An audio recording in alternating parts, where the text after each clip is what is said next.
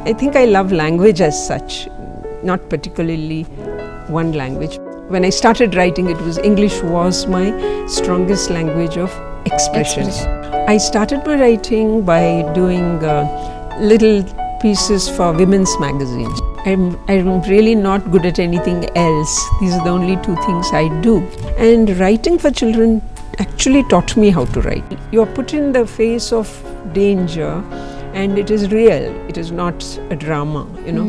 And the drama is there in everyday life. They all carried very powerful weapons, including AK-47s of those days.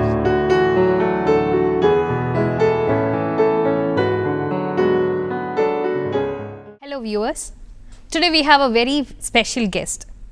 She is a medical doctor, she is also a writer, and she does everything right and meets everything that her profession demands, both writing and the medical profession. She is Kaveri Nambishan, a renowned writer, a celebrated author. She is also somebody who has done so much for the for the people of India, especially working as a doctor in the rural parts of India. And talking about her books, they are books that are deeply insightful. They are nuanced portrayals of human beings in a relationship, especially in the Indian context. She is somebody who has a deep understanding of the Indian context, and all her books are bestsellers. And that is not all. She has now written a book that is called Rising Suns. This is being published recently and is doing really well. And again, this is one novel that is trying to explore human relationships from the perspective of caste and also family dynamics. And not just that, she has also written books on her profession, that is being a doctor. And during the pandemic, she has done and written so many things about what can be done in this context. So she has written this book called A Luxury Called Health, which instinctively has a very interesting title. Yes, health is a luxury in India, especially taken into consideration that half of our people are still poor. So, welcome Kaveri ma'am. It is a great pleasure to have you here. And you must be happy to know that the students of Kerala are familiar to you, because they have to study an excerpt from your play, that is Listen to the Mountain, which is a play that deals with the conservation of natural resources and so on. So our kids love you. So it's very nice to have you here. So I would like to know, it is being said that you straddle two worlds. There is medicine, there is also literature, and both of them make a lot of demands on you. So how do you make this, you are a great coffee lover coming from Coorg. So how do you make this perfect blend or the concoction of medicine and literature? Thank you for having me here. I think I managed to do both these things because of two things. One is I'm really not good at anything else. These are the only two things I do, and I focus on them. And I have learned over the years to compartmentalize my time between them, even through each single every day, because I have to dabble with both, deal with both every day.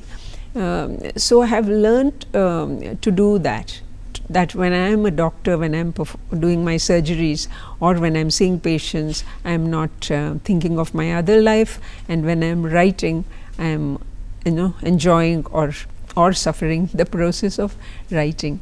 So I managed to do it that way because I am fairly disciplined between the two. So did you think of becoming a writer first or a doctor first? A doctor, definitely. Although I did write as a little girl, like even when I was as young as I think 11 or 12, I was writing poetry, and I was writing little pieces for a magazine called the Illustrated Weekly of India, which was very popular in our times, and it was very well brought out weekly, and they had one page for children. And they would often have competitions, and so I would attempt those competitions, and I would sometimes win a prize.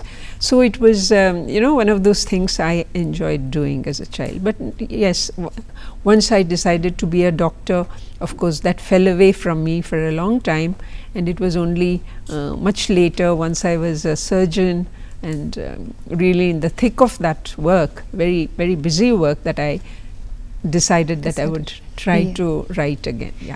Now, talking about your childhood, and you have grown up in one of the most beautiful places in our country, that is Coorg, and going through some of your works, you have spoken extensively about how the landscape was, is very beautiful and so on.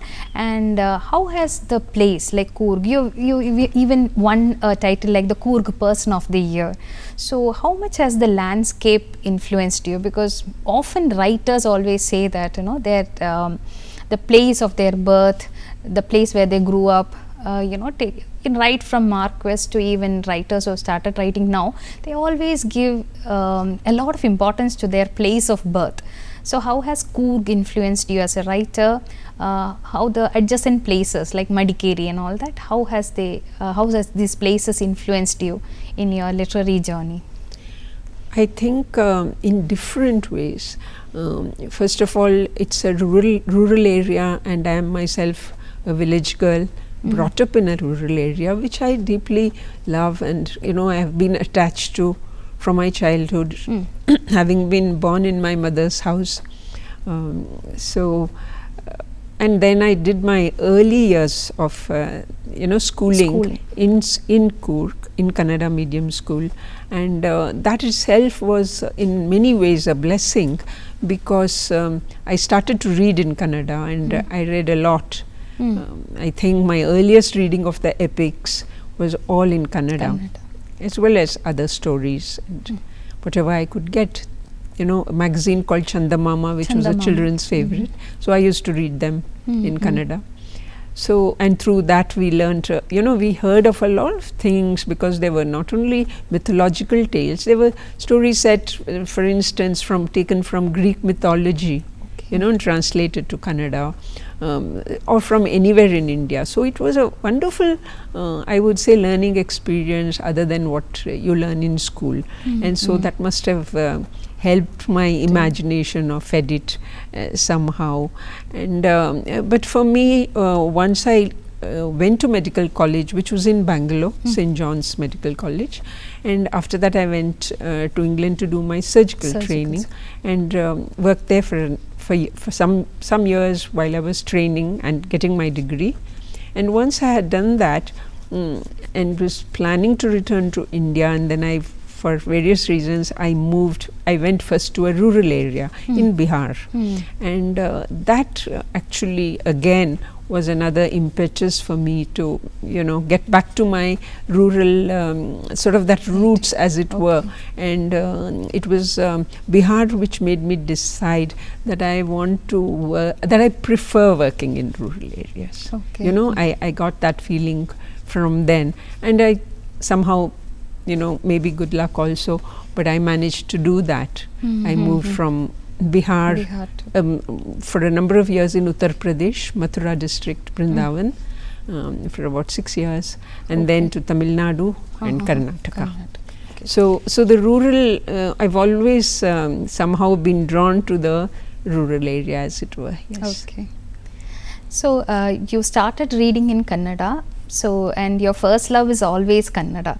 Then how did you start writing books? And you have not written anything in Kannada, right? Yes. No. So what is the secret behind that? No, it was that when I was, when I learnt English, I mean proper English, my father, by then he had moved to Delhi, and we had to change schools and go there and learn English, which was a difficult thing to do at that age, but you had to do it. And so I began to learn English and a little bit of Hindi also, of course, alongside it. And then I went on to medical school, and again everything is in English, and I was reading more and more in English. Whatever book once I learnt English and I grew to love the language. I think I love language as such, not particularly one language, but English became the powerful mode of expression for me, because I started reading, as I started reading more and more books, they were in English. Yes. Okay. And that is how I began to, when I started writing, it was English was my strongest language of expression. Although I'd love to write in Kannada, but what happens, I found, is that when I write, like you'd have seen in Rising Suns, that I use a lot of the colloquial Kannada, translating in my mind to English. Okay. I think in Kannada, and I translate it into English in my mind, especially the dialogues, the various, there are so many words, there's so many things that are more evocative in Kannada, and I use them. But it happens, I think, to a lot of us who speak English and our own, regional language. We think in two languages, and maybe predominantly in our own language, but we do translate it in our minds without thinking about it before we speak. So it comes out as English. So English is your stronghold, right? Right now, for writing and for expression. Yes. So, and also there has been an impetus given to regional languages, and Kannada literature is doing the best at this point of time. So how do you look at that? What is your opinion about regional literature getting so much of space in the mainstream fiction world? I think it's about time, because we really needed it. And thanks to good translations that are coming out, people are interested in doing good translations.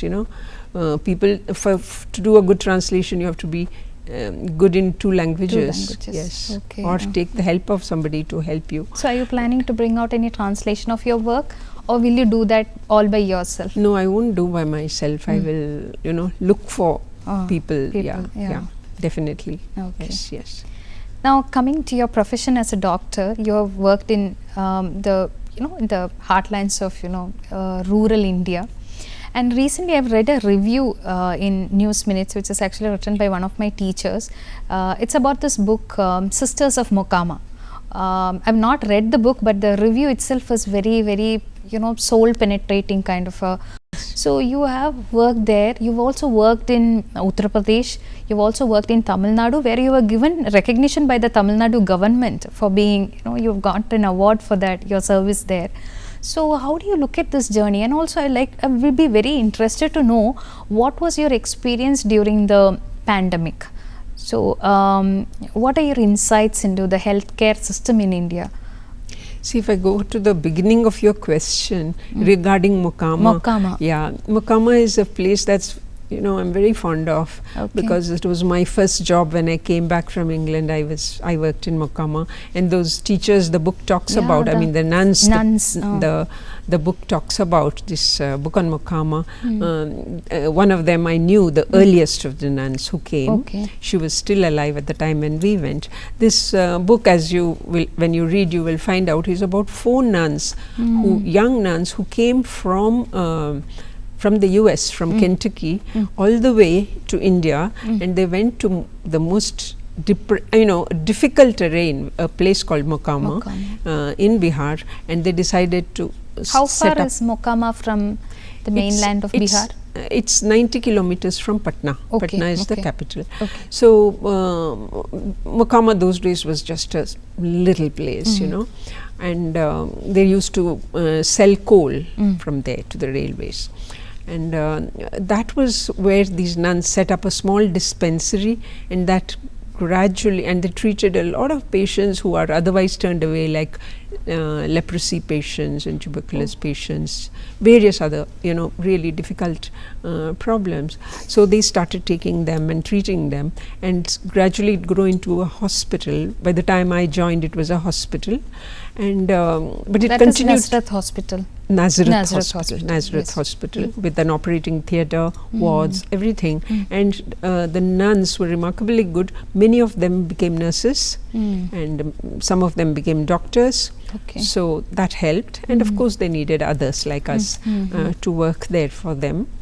And they did remarkable work. And it was not only a very, very poor part of Bihar, but it was also the most violent, Okay. being a place infested by dacoits and criminal gangs. And these they all carried very powerful weapons, including AK-47s of those Okay. days, you know. That was the standard thing. They used other more primitive weapons as well. But so as a surgeon, I had to, you know, deal with these cases on a daily, you know, weekly basis. Okay. Weekly basis. And they all come at night. They are very, very serious cases. And so you're put in the face of danger, and it is real. It is not a drama, you know. And the drama is there in everyday life. And if I was to tell you, there would be no time, you know. But it gave me a lot of, I would say, not just the shock, but a humbling experience to think of the privileges we have in southern India, of having lived very safe lives.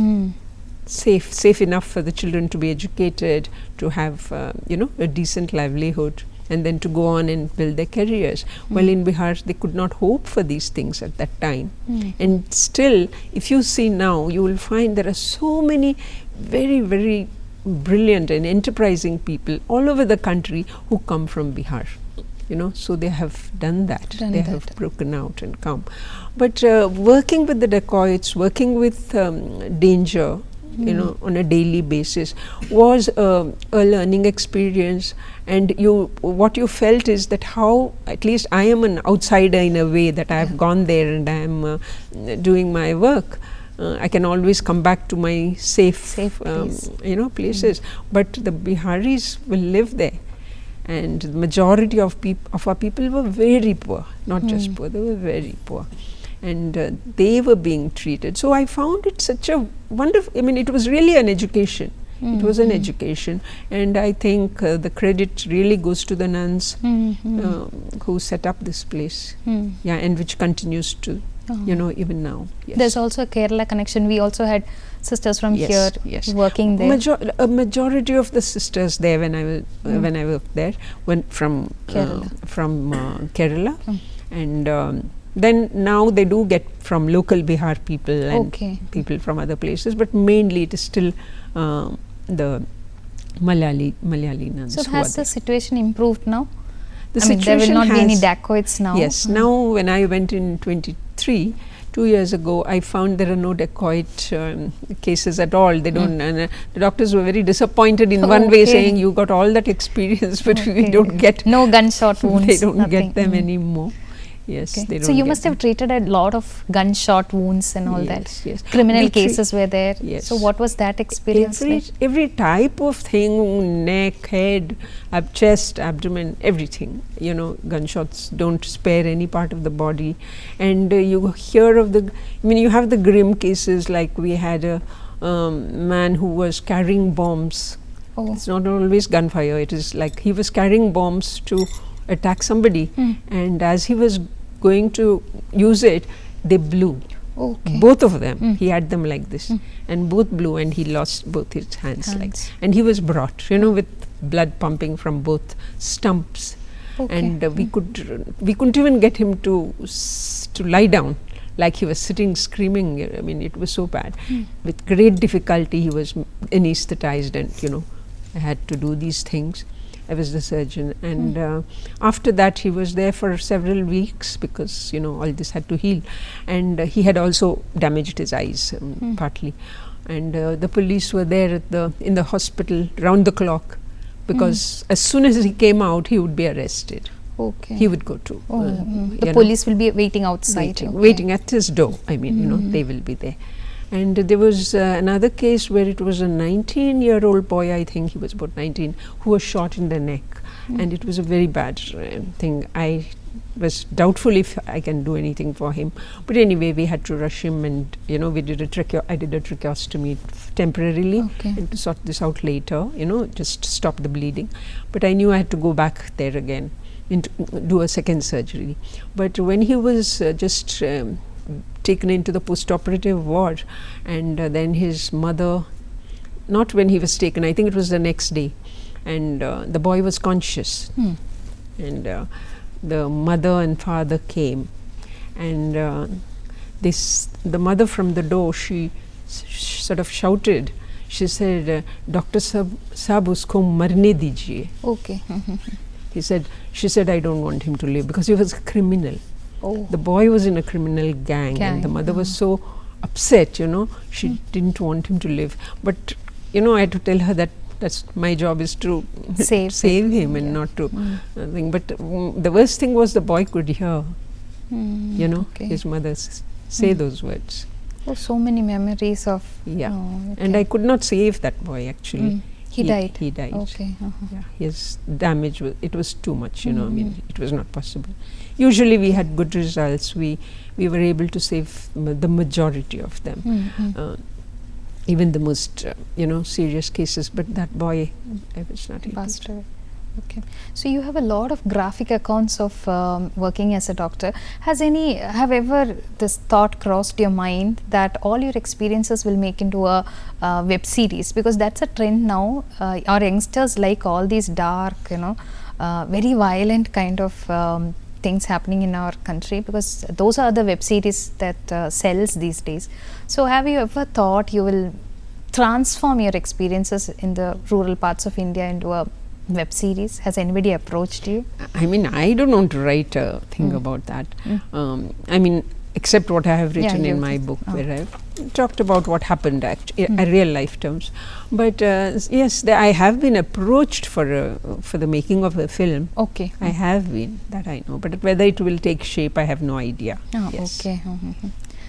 Now, you have earlier in your career, you've written books for children. You've written for Target. Target was one magazine which was very popular in Kerala also. We had a subscription. I still have copies of Target in my house because it had very interesting activities for children. I used to read all those articles, but I never knew that you are that writer. We never look at the writers. We will be very interested in the stories. So you've written for children, but I think after that you've written only for adults. So was it a conscious choice, and how do you feel about children's literature and the process behind it?